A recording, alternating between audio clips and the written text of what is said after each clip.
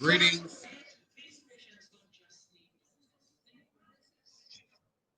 Greetings, divine, all blessed, peace and love, joy and prosperity. It's another edition of Revolutionary Hoodoo, New Orleans Voodoo Secrets and Recipes. Just a heads up, Blog Talk Radio, for whatever reason, is not broadcasting live. They are currently working on an infrastructure issue that is preventing broadcast from live streaming. However, it will go into archive. It just won't stream live on Blog Talk Radio. But all is a blessing. All is a blessing. Come on in. Welcome, welcome. Greetings and salutations. Come on in. Welcome. Greetings, greetings. Greetings, Tasha. Tasha loved. Tasha's touch. Greetings, beloved. Courageous Umi, beloved. Welcome back. Come on in. Come on in. All is a blessing. Come on in. Our beloved moderator, Kiona D. Carter. Come on in, beloved. Come on in. Welcome. The Queen has taken her throne. Come on in. All is a blessing. All is a blessing.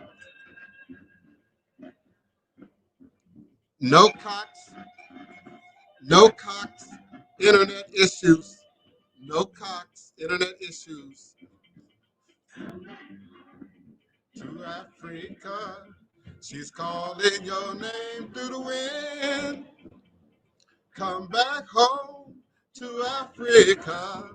The fatted calf and golden rain are waiting for you once again. Coming back to you. Greetings, greetings, beloved. Alafia, Baboni, Baboni. Come on in, come on in. Neophyte, Bokua, beloved, come on in, God. Come on in. All is a blessing. All is a blessing. Matthew Ferguson's greetings and salutations. Please come on in. All is a blessing. Yes, respect the voodoo. Chief Bougie, greetings, beloved. Greetings, greetings, beloved. Come on in. Welcome, welcome. It's another edition of Revolutionary Hoodoo, New Orleans Voodoo Secrets and Recipes. All is truly and indeed a blessing. If you can just see beyond the veils, for it's all just an illusion and a test, and one of the greatest divine mysteries of this life cycle. Come on in. Welcome. Come on in.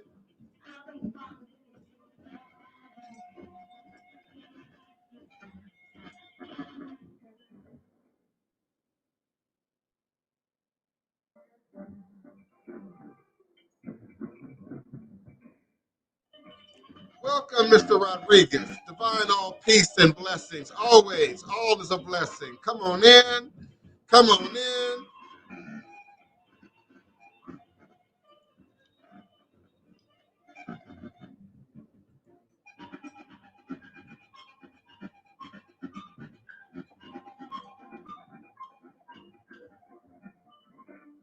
All is a blessing. It's a new day. It's a new opportunity to do it a new way. Come on in.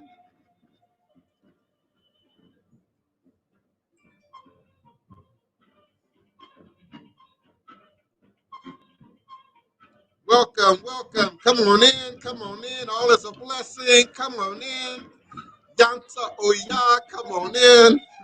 Olukoso, come on in. Come on in. Fire and lightning, thunder and wind. Come on in. Come on in. Yes. Come on in. All is a blessing. All is a blessing. All is a blessing. Greetings, beloved. Tammy Blunt. Greetings, beloved. Greetings, beautiful. Come on in. Come on in. Come on in, lovely. Come on in. All is a blessing.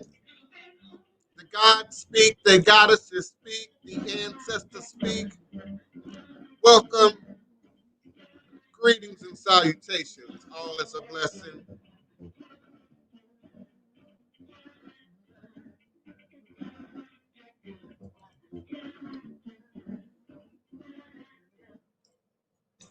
Eshu Alekwana Kosi Were, Awo Onlo Uto Ne Iwo, Ada Afanbo Osi, Obatala Mi Ita Ni Ibo Onilio Aban Eshu. Eshu is the respected elder who flogs, confronts, and uncovers fools. That one versed in mysteries uses truth to own you. He causes scattered to feed poverty. Obatala shakes rascals to have sacrifice. The owner of warnings is the one who is Eshu, Aboru, Aboye, Aboshishe, Ashe. May our Ebo reach a room. May our Ebo be accepted. May our Ebo allow what we desire to come to pass. And so we say Ashe. Asheo and Ashe. Divine, all blessed peace and love, joy and prosperity, elevation, revelations, and manifestation. You are now sitting live with the Divine Prince and always in archive at your leisure and convenience. Pan-African spiritualist, practitioner, author, and advisor, Elagun Oloye Hoodoo Obeah Bokur, sharing with you in all things spiritual, mystical, metaphysical, cosmic, evolutionary, revolutionary, healing, and holistic from a Pan-African Hoodoo world spiritualist perspective. Understanding that all is truly and indeed a blessing. If you can just see beyond the veils, for it is all just an illusion and a test and one of the greatest divine mysteries of this life cycle. It is indeed my constant, my personal and constant prayer. It is my mantra. It is my affirmation, my reverberation, and my reiteration. But indeed, it is my ever-living reality.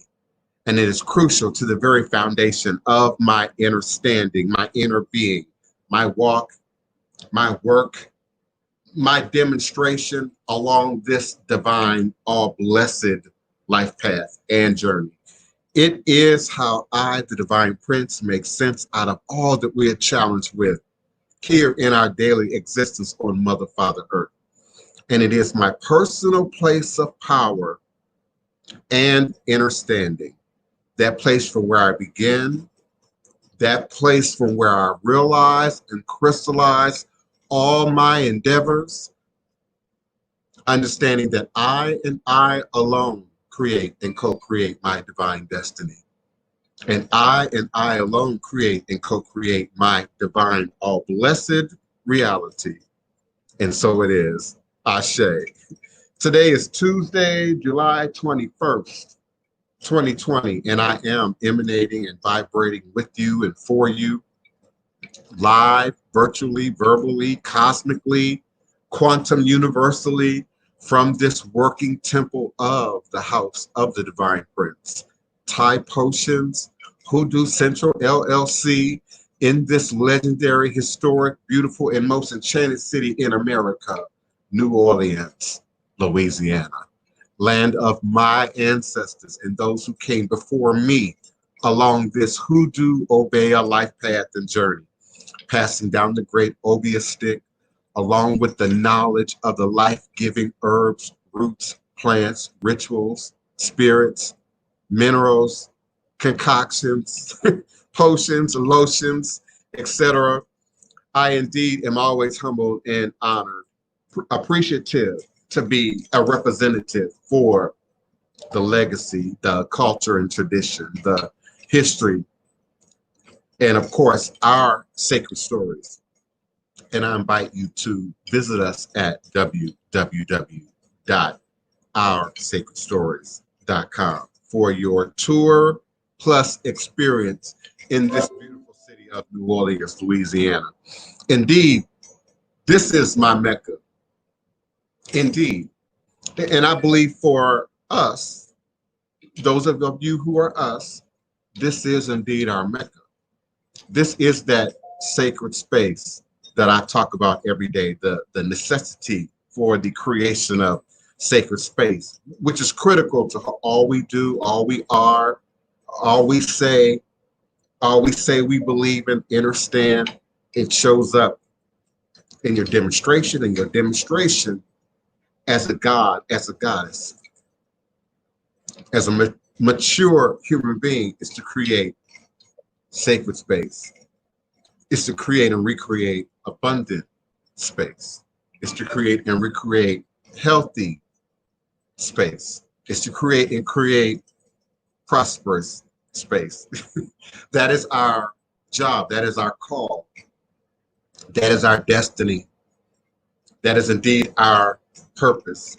Oh, I know it gets real individualized and it gets real specific, you know, in the what my professors used to call the division of labor. Some of us are musicians, some of us are healers, some of us are artisans, some of us are teachers and master teachers and book writers and authors and jury makers and etc. There's a role, there's a place for us in that creation of sacred space. But indeed, understanding the history of New Orleans, indeed understanding the history of the South, indeed understanding the history of enslavement in America and the Middle Passage and all that's attached to it. That one part that I zero in on is that inability for the African enslaved north of the border, north of the Gulf of Mexico, to gather publicly or even privately to gather. Understand now, we weren't allowed to drum, we weren't allowed to sing, we weren't allowed to chant, we weren't allowed to read, we weren't allowed to gather in Jesus' name, we weren't allowed to go to church. Now, south of the border, Cuba and the Catholicized communities had a relationship, and that relationship was let them have their Yoruba. Let them do that on the weekend, as long as they accept Catholicism, as long as they accept, you know, the tenets of that religion. And at first, we weren't even allowed that here at first. And the only place we were allowed that is Congo Square, right there in my front yard, Congo Square, okay? Where we were allowed to dance kalinda, where we were allowed to dance bambula, where we were allowed to resurrect the vibration of the Congo and the Ewe and the Yoruba, the Igbo and the Akan. And I coined it, let it go on record once again, that if we could count in Ewe, if we could count in Igbo, if we could count in Ga, if we could count in Hausa, and indeed, we understand those lands, those communities to be much more multilingual than we are, and particularly we are today. But if they could count in their home tongue, in their native tongue, then you're just asking them now, you're just forcing them now to learn to count in Spanish, to learn to count in English, to learn to count in Portuguese, to learn to count in Arabic. So if we could count, then we don't lose track of our rhythms. We don't lose track of our rhythms if we can count. We don't lose track of our ritual days if we can count. We don't lose track of our processes if we can count. We just now got to tuck it away. And particularly here in this Louisiana and Mississippi and Alabama and Florida and Georgia and the Carolinas, you better not show it. You could be maimed, you could be mutilated, you could be cut up and fed to the pigs. You could be lynched and have your private parts removed and have your hands removed. You indeed would be made an example so that you don't walk away from what we want you to accept. And at first, they didn't want us to accept nothing. At first, they didn't believe we had the capacity to accept, to retain anything.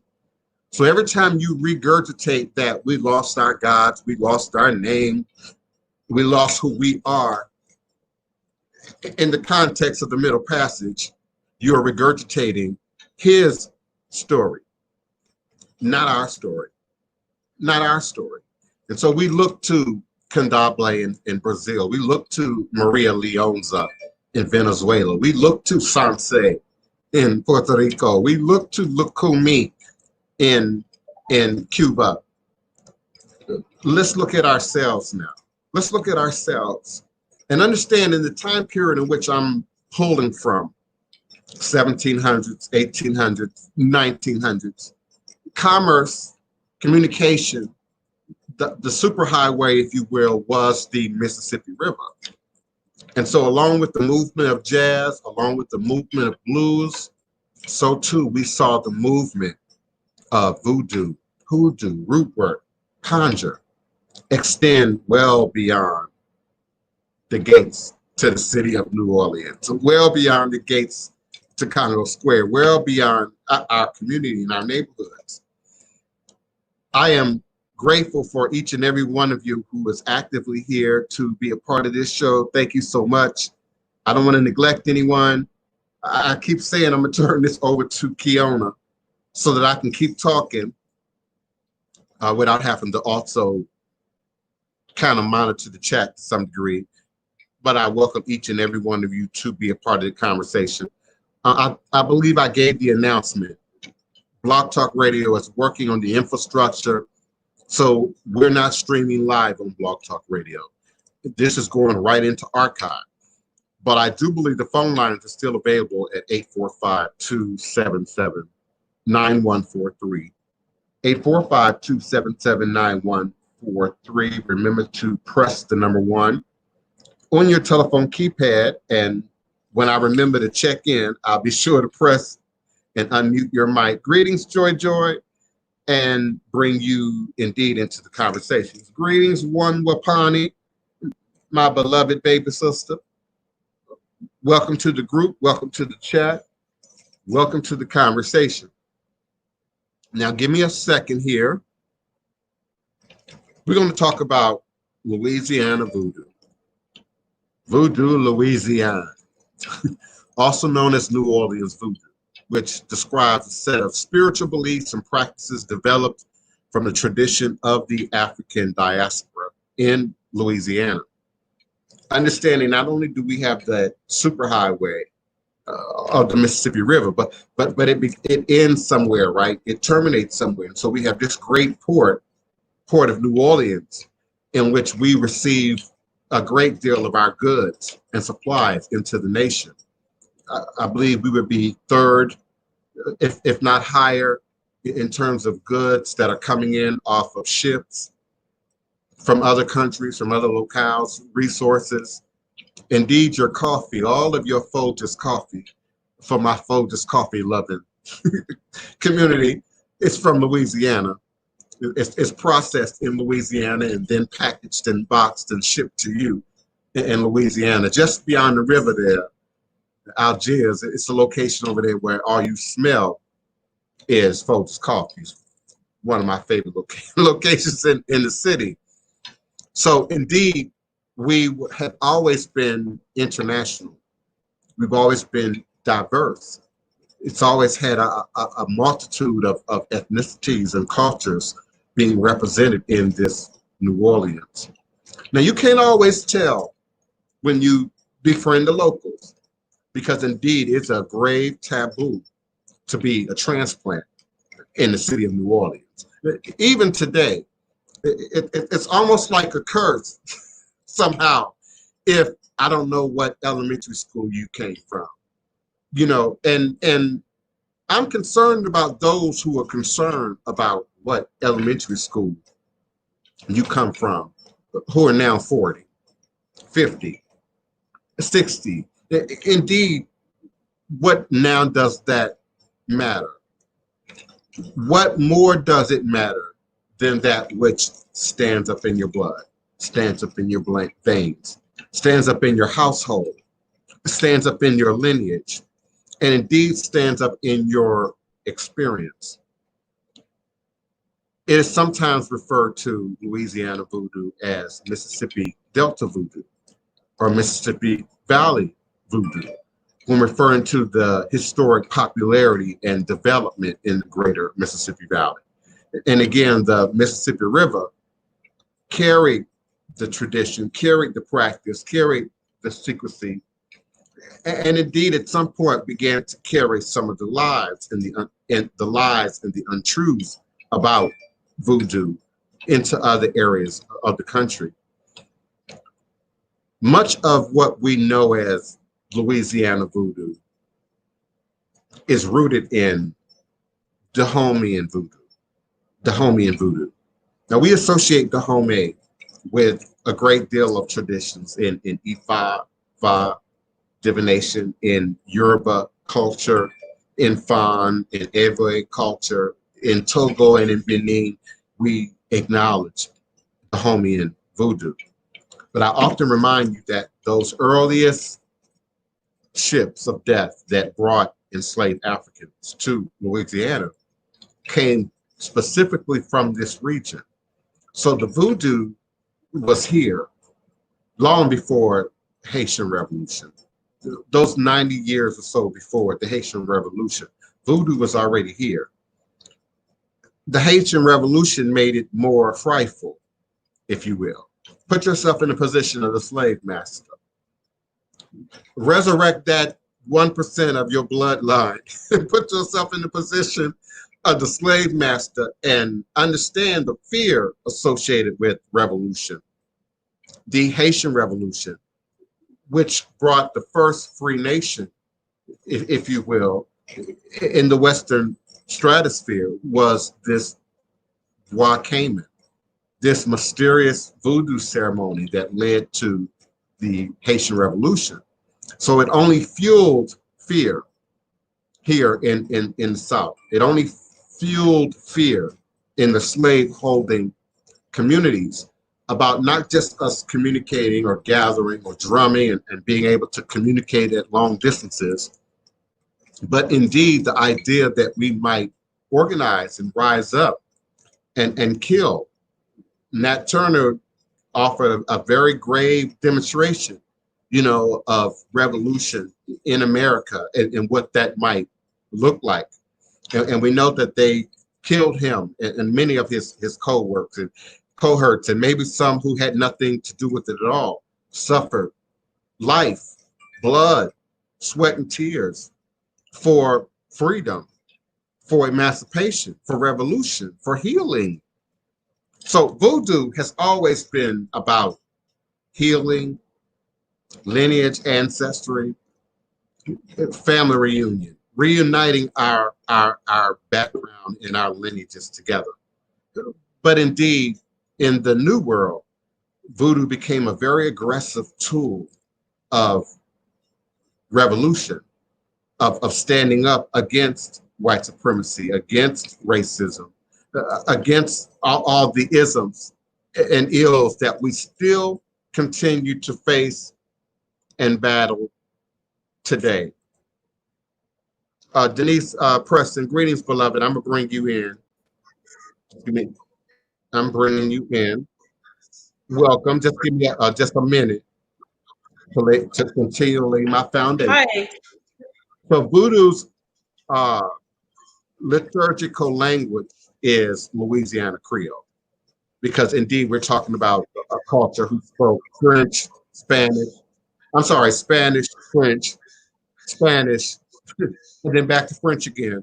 And so indeed the language that we would investigate, that we would look into for some of the footprint of voodoo would indeed be Louisiana Creole, one of the two main heritage languages, the other being Louisiana French.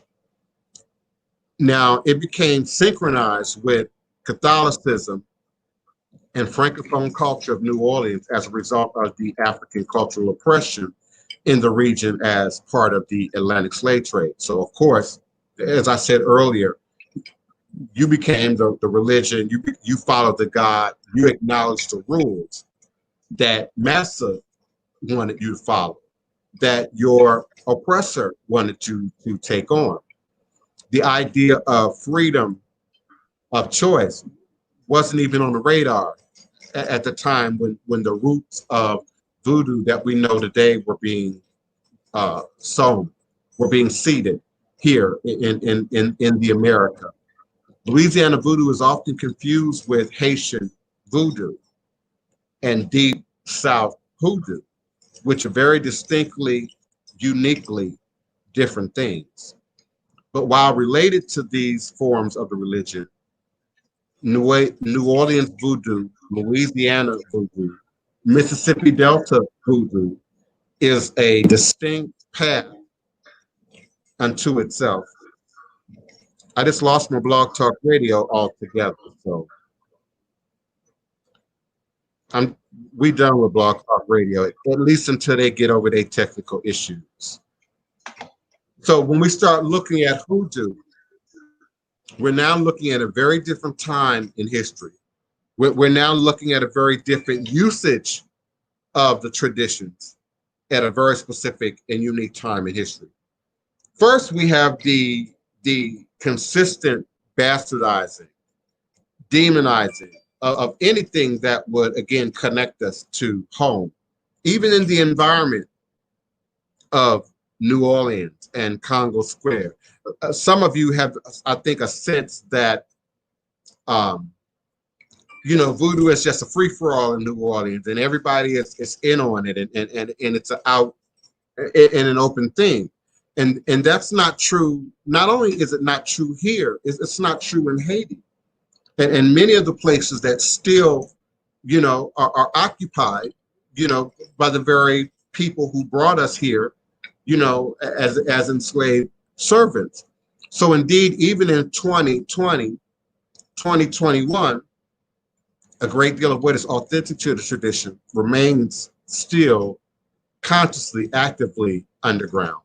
And I would say for the same reasons, when we start to look at hoodoo, even the usage of the word hoodoo and voodoo, in its most organic and original context, were used to separate those who would otherwise bastardize the tradition, tourism, the French Quarter, entertainment, and take it out of context and keep it separate, at least within our communities, from what is truly and indeed authentic. That took on roots, and as it continued to travel through blues and through jazz and up the Mississippi River and into many other parts of the country, it then became an overt focus on the root and the hot foot and the powder. And indeed, there are people to this day who still won't eat red tomato sauce, and I would dare say the fear of eating red tomato sauce was palatable back in the day. And to some degree, it still is in certain parts of the country, Louisiana and Mississippi. But the fear of it and the fear of the culture altogether, I think, made the actuality of it being manifest far less than what might be now. If anyone were to fear the red sauce, it would be today.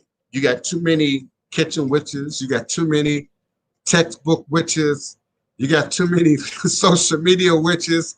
If anybody should fear the red sauce at any particular time in culture, it would be today. It would be today.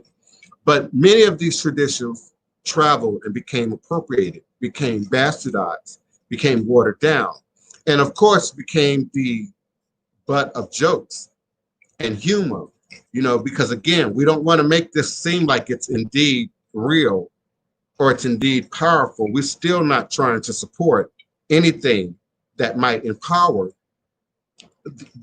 this community that lives among us, from the oppressor's perspective. So much of what is truthful and organic and real had to go underground, not just to prevent misuse, but indeed bastardization. And then somewhere along the line, somebody created the botanica. Somebody created the spiritual shop. Somebody created the hoodoo shop. And when we look at the history of these shops, who owned these shops, who promoted these shops, who manifest these shops, we're often not looking at our community or authentic practitioners of the tradition. We're looking at businessmen and women, in some cases charlatans. We're looking at people who see a vibrant industry that requires supplies. And as the belief in that industry grew, I mean, no one person can make enough red brick dust. Have you ever tried? Have you ever really tried making red brick dust? No one person can make enough red brick dust to sell retail. So it becomes an industry. No one person can make enough candles. No one person can make enough fresh, organic gree-grees. No one person can provide all those supplies in the number that became necessary for the popularity, the rabbit foot and the lotto jinx and the good luck jinx and the to be quiet powders and the black cat bone. Thank you, Neophyte Pokua. You know, so the botanica became almost a religion unto itself in terms of those who are just exposed to this through those things that they can see readily in social media. And we've already tested it and have been testing it over the last few weeks. Myself, Kiona, Neophyte Bokua, Hoodoo, Occultism, a few of you, in terms of what's easy to research and what isn't. What's easy to Google and what isn't, in terms of what's indeed authentic and real to these traditions. Now, many of you, and I have to be careful when I say this, many of you have voodoo already in you, Denise Preston. Your mama said, no, you better not eat anywhere. You better not eat at so-and-so's house.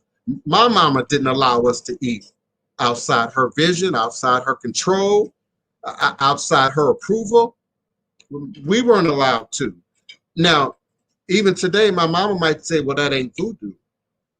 But she might say she got that from her mama. She might say she got that from her grandmother.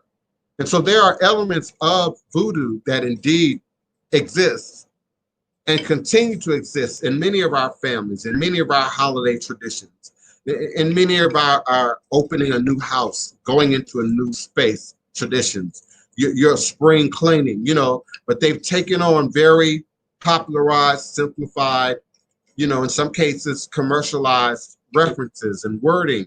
And over time, the mysteries have dropped away. To the outside of the mysteries have dropped away. To those who continue to operate at the most grassroots level of these practices and these traditions, nothing drops away.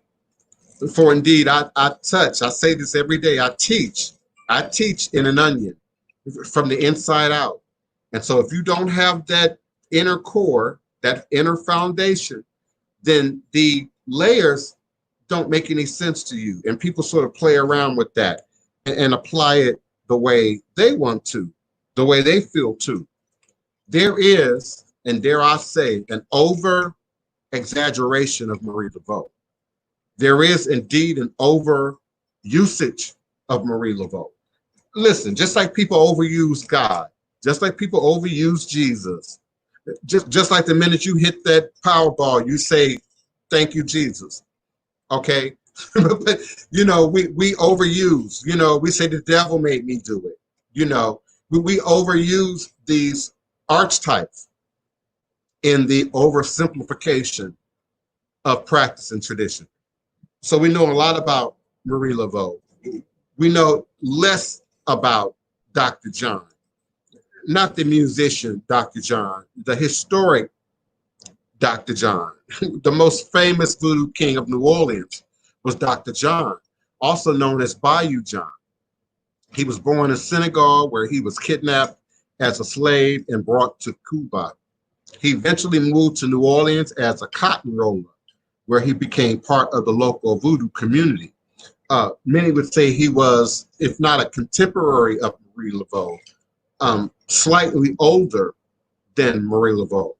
It would also be said, too, that he was a magician. And when a voodoo practitioner says a magician, somebody gifted in the art of illusion. And so he used illusion to further that interest, if you will, that popularized interest in voodoo, conjure, root work, and etc. He brought property on Bayou St. John and became known as an excellent healer in voodoo and a fortune teller. He was indeed a teacher of Marie Laveau. And so we ride Marie Laveau. We overwork Marie Laveau. Marie Laveau has been presented, with various visage and creamy in some pictures and a little bit darker, in other pictures. And people sort of play around with who she was. We have limited information about Marie Laveau in terms of documentation. And that's one of the things I love about this present moment in time in terms of what's being documented, not just on the internet, but in documentaries, in books, in scholarly studies and academic studies about tradition, about culture, about ethnicity. So if anyone should be held up like a Loa, it should be Dr. John. And there are many books recently that speak to Dr. John, but in quite honesty, they sort of regurgitate much of what's already available about Dr. John. I would say Denise Alvarado has probably covered and recovered the most extensive information that might be available about Dr. John. But we see people now trying to create rituals and spells and practices and whatnot and associate them with Dr. John in a very, Arisha romantic kind of way, but don't really rest in what a Black man from Senegal would have indeed knew and understood and brought forward in the tradition. One of the things that we know is universal, whether they were Arabic, West African, or Yoruba West African, or Fan West African, was the Fa, and that system of divination. So we know that would have been universal. Some say that it's a ancient Arabian, that's the word I was looking for the other day, tradition. No, that's not it. Persian, that's the word I was looking for the other day. Persian. Some would say that it's an ancient Persian or Arabian system of divination that was picked up in the West by the Yoruba and the Ewe before their lineage made it and settled in Ile Ife in the West, in Nigeria. And therefore it became a part of our practice, our tradition. Some would say Alafia is not a Yoruba word. Some would say that it has Arabic roots to it. So understanding voodoo with your U's, with the OU, with your 4 O's, with the 2 O's and the U, it's all voodoo. Let's be clear, it's all voodoo. And it doesn't become specific until you start looking at ethnic group, until you start looking at tradition, until you start looking at practice. Voodoo, as we know it in the West, wherever you find it in the West, North America, Central America, South America, is a synchronistic system which combines Roman Catholicism, indigenous American traditions and practices, and of course, particularly the Homian-like traditions in the nation that we now understand as Benin, and Yoruba-based tradition. Voodoo is primarily practiced in Haiti, New Orleans, certain locations in the Caribbean, and indeed West Africa. Voodoo began when African slaves brought their traditional practices, systems, traditions by force into the New World, and was again forbidden to be practiced, to be remembered out loud. But then it took on a whole new revolutionary meaning. It had to transform. The Loa had to transform. The Orisha had to transform to meet the dynamics of the environment that we exist in. And some would say that we continue to exist in even till this day. Come on in, Denise Preston, beloved. Did you have a question, comment? Greetings, Sterling Miller. Greetings, greetings, greetings. Welcome. Hi, I have a question. So I was raised with all of this, and it was just my mother's way of doing things. Um, Certain ways you sweep your house, saging the place, writing notes on the back of the bay leaves, putting certain things in your shoes before I had a test to take. Um, or she would put a coin in my either my right or my left shoe, and if it turned, then she knew that there was somebody that was talking about me, or something was going on, and then she would do stuff, and she'd have me bathe in some stuff. And so those are things that I was raised doing and raised around. And then when you look at online, and people talking, they say that you can't do those things until you're initiated. But this is what I've done my whole life. In the context of what you're stating, you're mixing two things. In fact, Okay. I might offer you're mixing three things. Again, when we look at voodoo from a Christian perspective, which I hate to do that, but if it's going to make it easier to understand, we're going to use that as a framework. Voodoo would be orthodox. Voodoo would be orthodox in a West African context. It would look like that. It would smell like that. It would feel like that. And indeed, we see that footprint in Brazil, in Venezuela, in Cuba, in Panama, and again in Louisiana and in Mississippi. But we also see the footprint of hoodoo. Now, some of the things that you mentioned are hoodoo. A lot of the things that you mentioned are hoodoo. And so the third thing I would offer is, of course, the bastardization of hoodoo. So some of those things are also commonly said or referenced in one way or the other, not necessarily the way you brought it, beloved, but others reference those things online, and it's completely out of a book. It's completely what they've read 2 or 3 or 10 or a dozen times, like the fact that the Orishas stand up in 7-day cycles. And they believe that to be real. So then they come and they present that to you or to I as real. And so again, I pay attention to the language, what path, what tradition, what lineage are we talking about? My grandmother did a lot of hoodoo stuff. My mom, who is proudly evangelical Christian today, did some things in our childhood that I would say were very hoodoo, that she would not necessarily identify as hoodoo.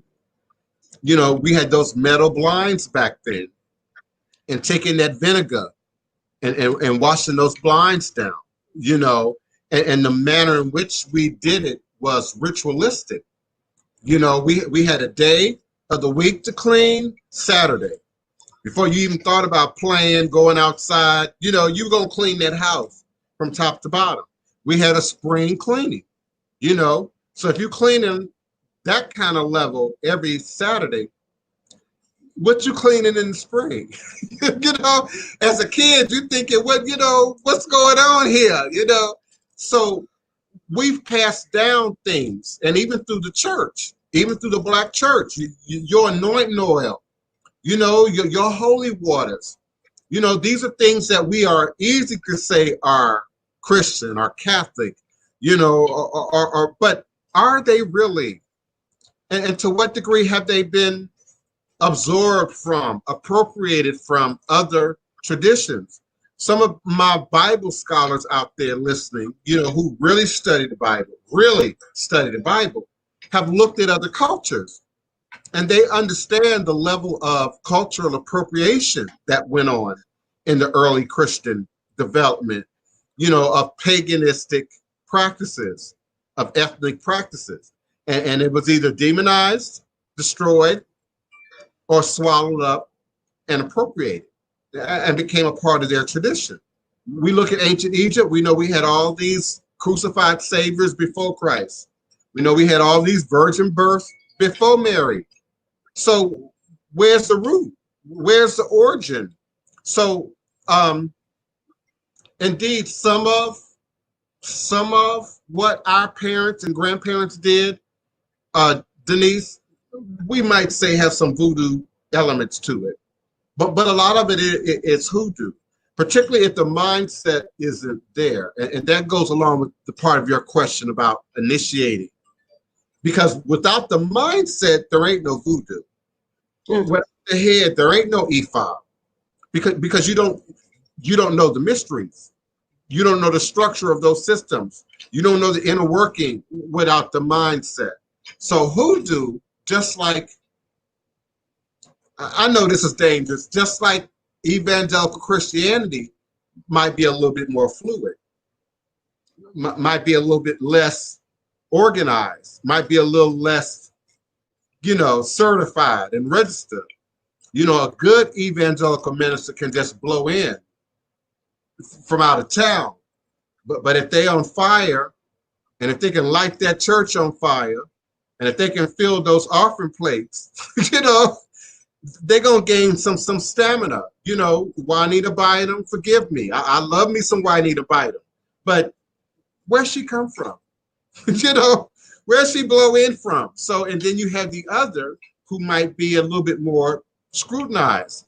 And so when we start looking at outward representations of hoodoo, which is one of the things I want to talk about today, bringing your stuff out of the closet, bringing your truth out of the closet.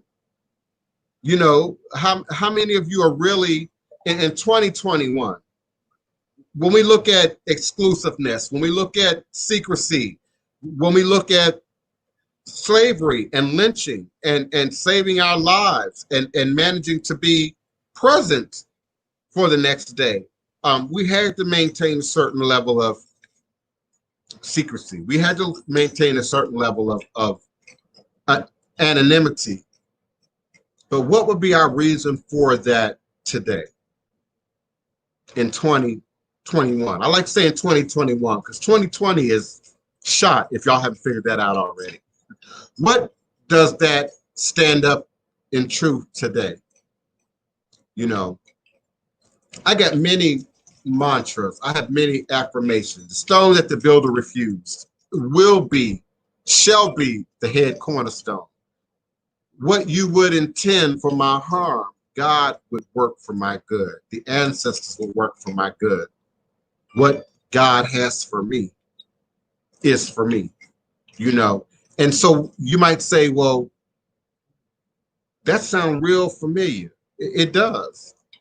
It sounds a lot like church. Whatever degree of church you were exposed to. Some of you say, well, I ain't never really been exposed to church. My mama didn't take us to church. But you grew up in America, you were exposed to church. It's everywhere. Thank you, Tyler Perry. It's everywhere. It's in your TVs, it's in your movies, it's in your songs. It's now a part of our seasonal push to sell you stuff. It's everywhere. And so it's ingrained in our belief. It's ingrained in our way of viewing the world. It's something that I have to work through when the newcomer, when the initiate, when the new godchild comes, and I'm trying to introduce them to Egoons. I'm trying to introduce them to Bovida. I'm trying to introduce them to a completely different cycle, the moon cycle as opposed to the sun cycle. I understand the gravity of that shift. But indeed, is it a shift that we are authentic to today? Any more than we were in 1790 or 1850? Some accuse Marie Laveau of being an extension of the appropriation, of indeed carrying sort of an elusive form of voodoo into the white community, into the accessible community. Now, I would say she, again, protected the traditions. I've been in a position to have to do that. I've been in a position out in public in other folks' retail businesses to read tarot. Indeed. And I tried to bring a little voodoo into that space. Ancestors wouldn't allow it. Derisha wouldn't allow it. And any of you who've ever had a reading from me, a divination from me, ancestor work from me, you know that's 2, 3, 4 hours combined. Can't do that in a resale shop. Can't do that in Jackson Square. You can't do that at the Tarot Card Festival. The whole environment is not conducive to what's indigenous. The whole environment, the sacred space is not created for the manifestation of voodoo in that way. And so if you can imagine that in real world terms, then that's something now at the crystallized level in our mind that has to be reordered, restructured. The idea that God is somehow way up here and we're lowly down here. It's something that you say over and over again in Islamic tradition, in Christianized tradition, in Judaic tradition. The idea of being empowered, the idea of being godlike really spoke to me through African traditional religious systems, through ATR, and particularly voodoo. It gave me a sense of empowerment that only my sister Wapani would understand, that only my evangelical Christian mother would really understand, that only those who were privy to my past would understand. And it's coming. My version of the book is coming. I appreciate those of you who continue to support my mom's book, Letter to My Sisters, who continue to support my sister Wapani's books and her coming books. But I'm going to tell my story. Hey, Mom. Greetings, Mom. Thank you for being present and standing up with me. So we now live in a time, a completely different dispensation, if you will, of truth and standing up in our truth.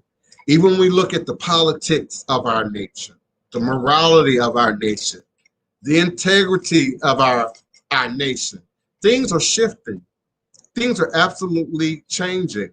The death of Congressman John Lewis brings to mind for many people who would follow such a guy. You know, we said that after Malcolm X. We said that after Dr. King. I'm sure there were those who said that after Marcus Garvey passed. But in 2021, who of that Constitution, of that sense of dignity, of that sense of urgency could stand and fill those shoes? And it's the same question that I often ask about ATR. On this side of the Atlantic or the other side, because the other side of the Atlantic is not doing a good job of representing either.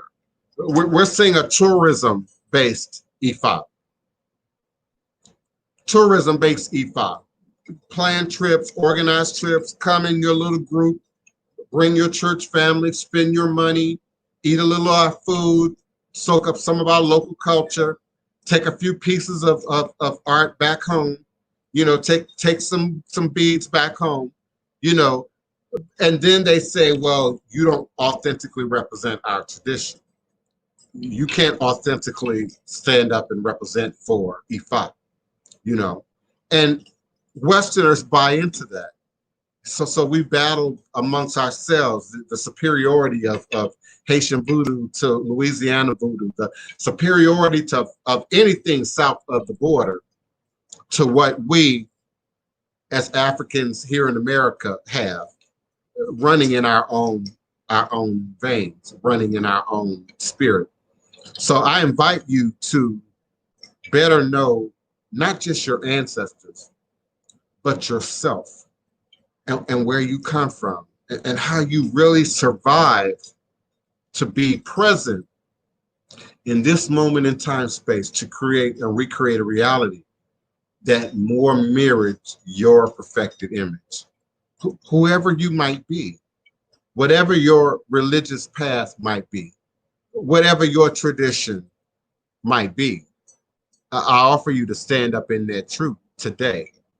This calamity, this COVID-19 has given us all an ample opportunity to be reflective, introspective, to look at the whys and the hows, it related to this moment in time space. And I know we have this illusion of things are moving forward. We have this illusion of things getting back to normal. You know, your NBA players are in a bubble in Florida. you know, your president is still walking around like ain't nothing really happening. And the numbers are going up exponentially. Hear me, the numbers are going up exponentially. Death rates are escalating in 28 states right now. The virus is escalating in 40 states right now. Right now. Be calm, be introspective, be creative, but stay home. Stay home. All the partying and the gathering, and I'm going to arrogantly and whatever, enjoy my summer and do my thing at the risk of young people now dying. The numbers have greatly increased in terms of young people, 0 to 30, getting sick and dying of this virus.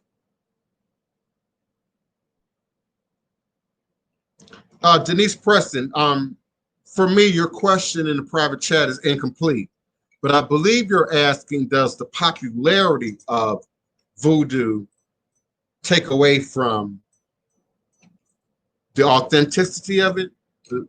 I don't believe so. It does, what it does is it makes my job harder. And it makes the job of any anthropologist, any historian, any academically based teacher, presenter of these traditions. It just makes our job harder. We're constantly having to reteach, re-educate. I look at it in contrast to, I have Native American friends, and they in their teachings they're very strict on letting people in to gather that information or even to witness some things. So the popularity of that as opposed to the popularity of our religion, it's not as commercialized.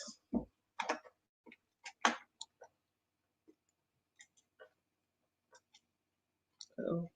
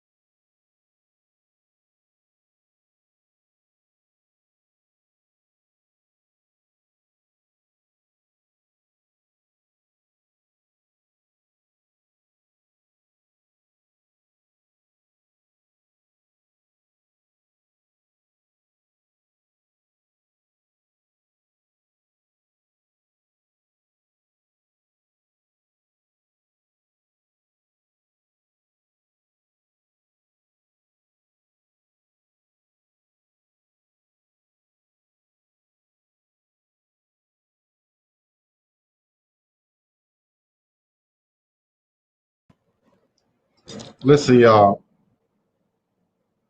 Can you see me? Can you hear me? I do not suggest Cox business, period. Just don't do it. Just say no. I've had Cox business. Can you see me? Can you hear me? Gigi, Kiona, are y'all there? Okay.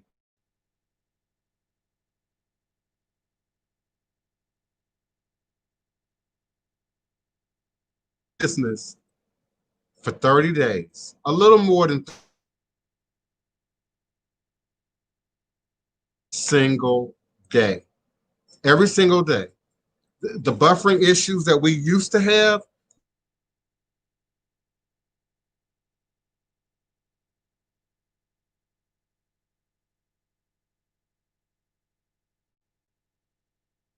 feeds that sense of conspiracy. It really does. One day it's the internet, the next day it's the platform. Block Talk Radio now is not broadcasting live. You know, it all begins to really, really look like a conspiracy. And I know that there's some power, some greater force out there that's trying to prevent me from doing what I do. But I have you all know nothing going to stop me from doing what I do. Nothing. Nothing will stop me from coming forward. And if I have to change platforms every other day, if I have to get new equipment every other month, you know, I'm coming through. I'm coming through. There's no stopping this. There's no stopping this. And indeed, I believe our survival rests in this, our ability to reconnect to our ancestral roots, our ancestral powers, but also our ability to operate in the spirit realm.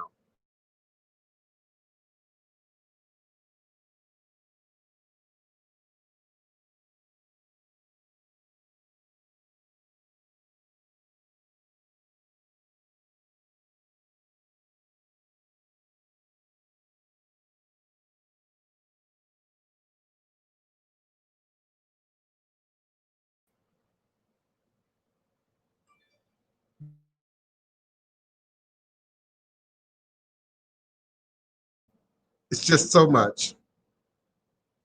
And just when you think you've got it together, because if you don't ain't careful, you begin to think it's you. You begin to think it's you. You begin to think it's your skills. You begin to think it's your equipment. You know, I've gone through phones over the years. I've gone through tablets over the years. You know, some of these pieces of equipment seem almost disposable. Some of these cell phones, you're not getting a new cell phone. Understand. One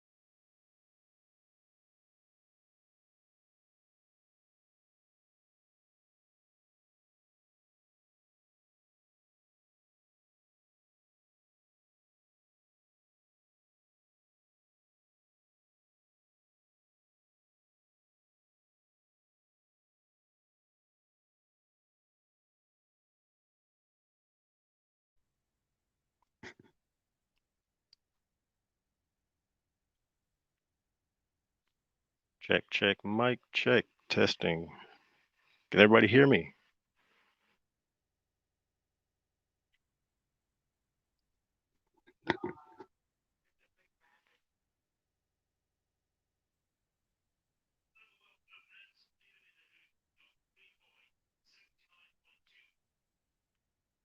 All right, it looks like you guys can hear me. I'm gonna try to see if I can buy some time while the prince go ahead and get everything.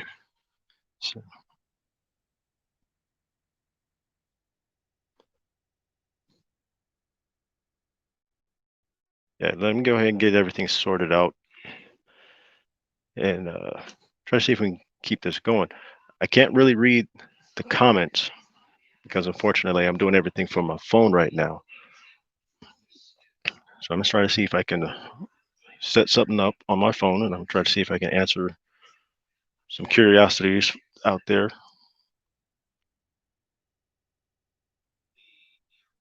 Give me one moment.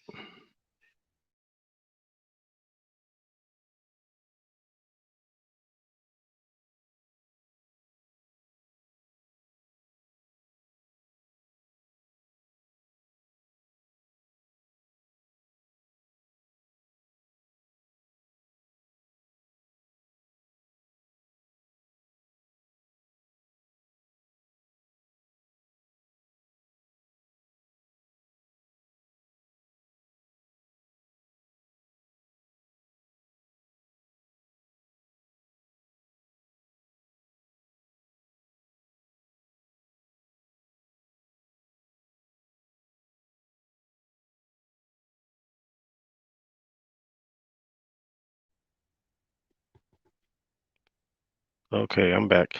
It looks like I can't read the comments and watch the video at the same time from two different platforms. It's going to create feedback, and that's all you guys will be hearing is looping.